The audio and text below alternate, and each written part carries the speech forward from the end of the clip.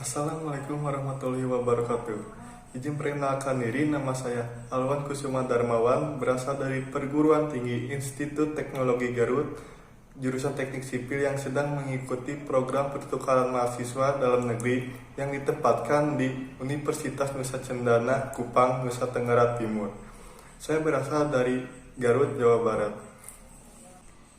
Di sini saya sedang melengkapi tugas modul Nusantara saya yang berjudul Kenali Diriku, yang akan menjelaskan tentang tarian tradisional dan budaya adat yang ada di kota saya, yaitu Garut, Jawa Barat.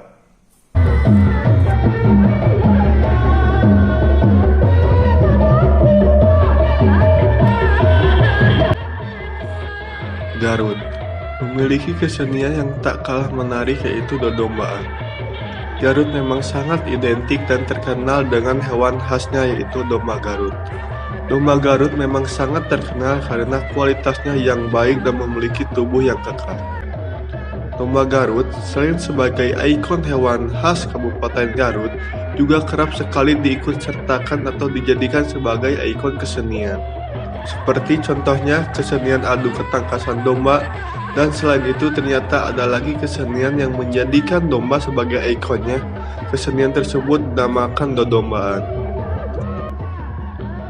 Atraksi seni jampana berbentuk domba Garut yang biasa ditunggangi dan dipanggul oleh 4 orang pesilat ini merupakan hasil kreasi adaptasi dari bentuk kesenian yang sama dari daerah lain. Komposisi gerakan pada atraksi seni tradisional dodombaan ini menyesuaikan dengan atraksi laga domba Garut, sehingga jempana yang berbentuk domba Garut diciptakan layaknya 2 ekor domba yang sedang berlaga. Dalam pertunjukan dodombaan ini menggunakan tetabuhan seperangkat kendang pencak silat dengan beberapa orang pendukungnya. 1 atau 2 orang melakukan demonstrasi pencak silat, mulai dari peralatan di depan jempana hingga naik sampai ke puncak jempana dan terus memperagakan jurus-jurus pencak silat.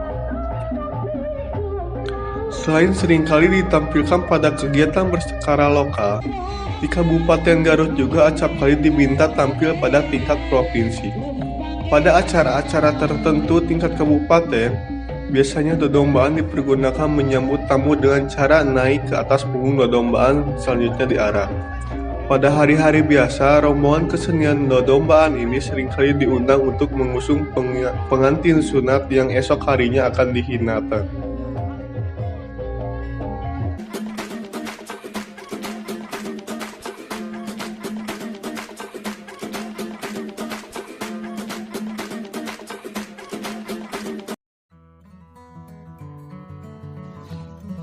Seni Lais adalah salah satu kesenian khas Garut yang paling terkenal. Dimainkan dengan menggunakan 2 batang bambu sepanjang 12 meter sampai dengan 13 meter, seutas tali tambang, dan iringan musik dari para nayaga. Pemain seni Lais melakukan atraksi akrobatik di atas tali yang dihubungkan di antara kedua batang bambu tadi, dari mulai berjalan, tiduran, dan bersantai, hingga membelah buah kelapa dan goloknya. Semua ini dilakukan tanpa alat pengaman apapun. Walaupun begitu, pemain Lais tidak tampak takut, malah seringkali bertingkah lucu sekaligus mendebarkan. Karena tingkat bahayanya itulah, kesenian Lais ini selalu mengundang decak kagum penonton. Kesenian Lais merupakan salah satu kelompok seni tradisional yang diiringi oleh tabungan reog dan seni pencak silat. Jumlah pengiring seni Lais ini biasanya terdiri dari 8 orang, diantaranya pemegang dogdog berjumlah 4 orang, seorang pemain lawak, dan pemain trompet. Nama Lais berasal dari seorang pemanjat pohon kelapa di masa kolonial Belanda yang bernama Laisan. Laisan berasal dari kampung Nangkapait, Kecamatan Sukawening, Kabupaten Garut. Laisan sangat terampil memanjat pohon karena keahliannya. Laisan selalu ditonton masyarakat ketika memetik buah kelapa.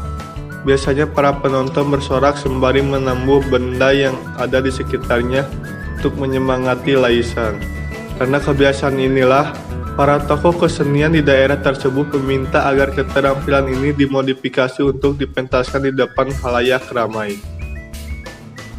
Pertunjukan Lais dilakukan dengan terlebih dahulu memancangkan 2 batang bambu berbumbung besar di tanah, serta merentangkan tali tambang pada kedua ujung bambu tersebut dengan jarak sekitar 6 meter. Tali tambang kemudian diikatkan pada kedua ujung bambu yang dipancangkan tersebut. Kemudian tetabuhan dibunyikan sebagai pembukaan. Pemain lais kemudian dengan cekatan memanjat tiang bambu tersebut seperti seekor kera. Cara memanjatnya tidak dengan merapatkan tubuh ke batang bambu, melainkan dengan menggunakan kedua tangan dan kakinya. Setelah sampai pada tali tambang yang direntangkan, pemain lais pun duduk di ujung bambu dengan santai dan berleha-leha. Seringkali diselipkan humor-humor percakapan antara pemain lais dan pawang atau pemimpin pementasan yang berada di bawah. Selain itu, pergerakan pemain lais pun seringkali mengundang tawa seperti menelungkup pada ujung bambu dan menekan perutnya, serta membuat gerakan seperti sedang berenang. Pemain lais kemudian duduk pada ujung bambu, lalu membelah kelapa muda yang dibawanya dengan golok. Ketika pemain lais membelah kelapa muda, yang digunakan sebagai tumpuan adalah lututnya. Air kelapa itu pun kemudian diminumnya sambil lalagedayan, yang artinya berleha-leha atau berbaring dengan santai sambil bergoyang kaki di atas tali. Selain tingkahnya yang menyentrik, pemain lais juga selalu sukses membuat hati penonton berdebar-debar.